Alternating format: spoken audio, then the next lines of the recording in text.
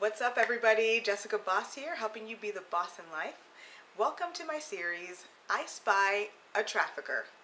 In previous videos, I've spoken about different signs of traffickers, tactics that they do. So another tactic that traffickers do is they try to lure people overseas with the false pretense of a job employment. Now, I do want to preface this by saying not all job opportunities overseas are illegitimate, because especially in this day and age with technology and wanting to have specialized skills and authenticity, there's a lot of opportunities where people go overseas for a myriad of reasons, especially since people might be looking for a particular language that's spoken or specialized skill, or they want to shoot a film there for authenticity, whatever the case may be. So it's not to say that that is automatically a reason to dismiss a job opportunity. But my biggest recommendation would be to seek out your country's embassy or consulate in that particular country. For example, if you live in America and you get presented with a job opportunity somewhere in Europe, I would highly recommend visiting the U.S. Embassy in London in order to seek out their advice and to see if they know that particular company. Now, there's no guarantee that they will know that company, especially if they're on the smaller side, and sometimes things slip through the cracks. However, it never hurts to just cross-reference with people who are trusted, that work for you, they work as government officials. Never hurts to ask.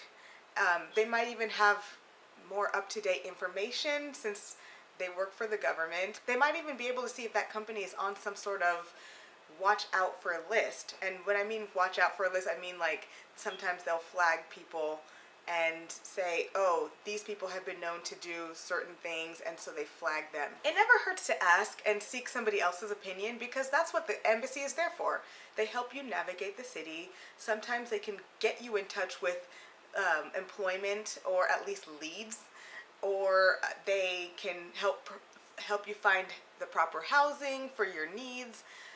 So that's what they're there for, ultimately, to help you be safe and to help protect their citizens while they are overseas. I would definitely recommend doing that first. I did hear of a story of this Nigerian woman who ended up traveling to Oman, and she had no idea what she was getting herself into.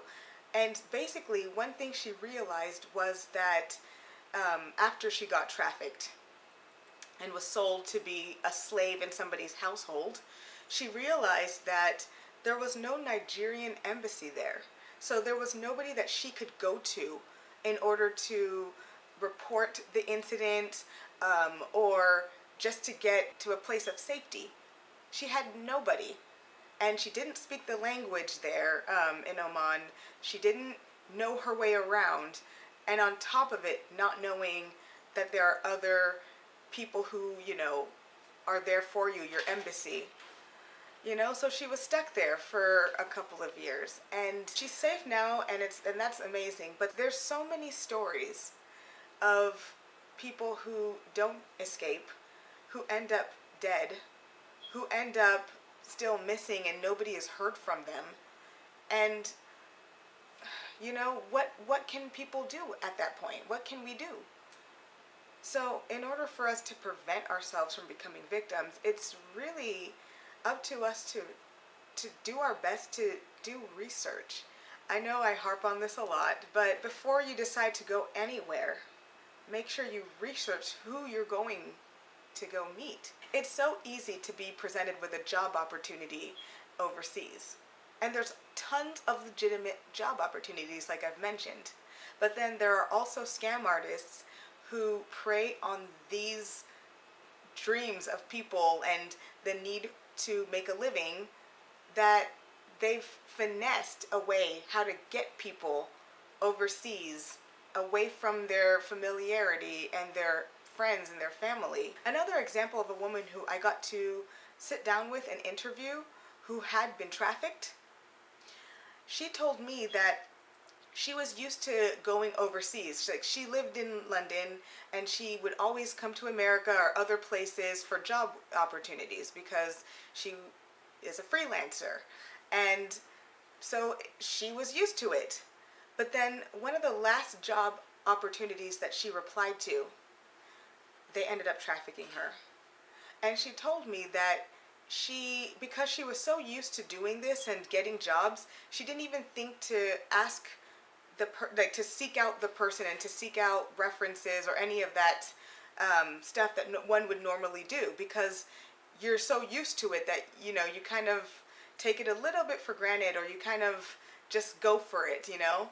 And she said that was the one that trafficked her and her 2 kids, and her youngest son is still recovering from the amount of abuse that he experienced. She's now a huge activist for making sure that with job employment, that you do your research, check your references, make sure you speak to somebody about it. Unfortunately, she had to go through that, but because of her experience, she's now sharing her story so that she can help prevent people from becoming victims.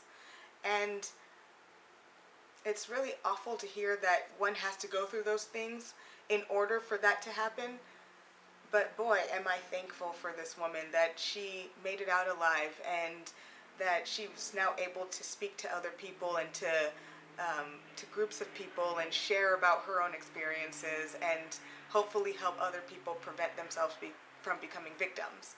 So hopefully stay tuned, because I would love to bring her on this and interview her, because she's a tremendous woman. But yeah, the thing that I want to just say lastly is, we don't want to walk around in fear and believe that everybody has bad intentions, because that's not a way to live, and not everybody has bad intentions. It's just about being smart about opportunities that come forth your way. If something doesn't look right or doesn't feel right, just do your research. And I often will take it to God first and say, what is this? And pray about it. And if I feel a sense of peace about it, then I proceed. If not, I don't. I know not everybody has that practice, but at least do the research first and trust your intuition, because that is a signal that's trying to tell you something may not be right here. Again, I'm not proponing that one becomes paranoid and stays in their home and lives basically like a hermit, because again, that's not a life to live. But doing your due diligence could help save your life, your child's life, your sister or your brother's life. And if one person hears the message and gets it, then that's awesome. Hopefully more people will, and we can spread it to where it becomes something that we're attuned to. To recap, if you have a job opportunity that's overseas, just make sure you do your research. Find out who these people are. Google is a wonderful resource for that, because you can find just about anything on Google. Visit your country's embassy that's over there. If your country does not have an embassy, see if you can find the next closest one and run it by them. Cross-reference this with them. And then ultimately, if I'm looking for a job, my potential employer will request references from me. If you don't feel comfortable, or you're kind of wary, or you just kind of want to make sure it's legitimate, third thing, ask them for references. I mean, if they get offended and don't want to provide references, or try to make you feel guilty, or try to say, well, this is a once-in-a-lifetime opportunity and you're blowing it, sometimes, and not always, sometimes that is a tactic that traffickers do to make people propel themselves into action. Because it's easy to go, oh, that's the last opportunity, so I'm going to do it. It's a tactic. People who do business with integrity in legit ways, they understand that. They'd have no problem if you were to ask them for references. They might even think you're more professional. They might even be a lot more impressed with you, because you're running your business very well. Who knows? And if they don't, oh well. But maybe you stay out of harm's way or you save your life by not engaging with people who have ulterior motives. Better safe than sorry.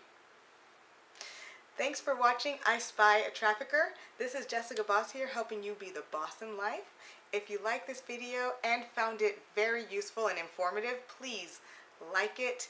Comment below, are there other scams out there? Have you ever been approached by somebody with a job opportunity that just seemed icky and weird?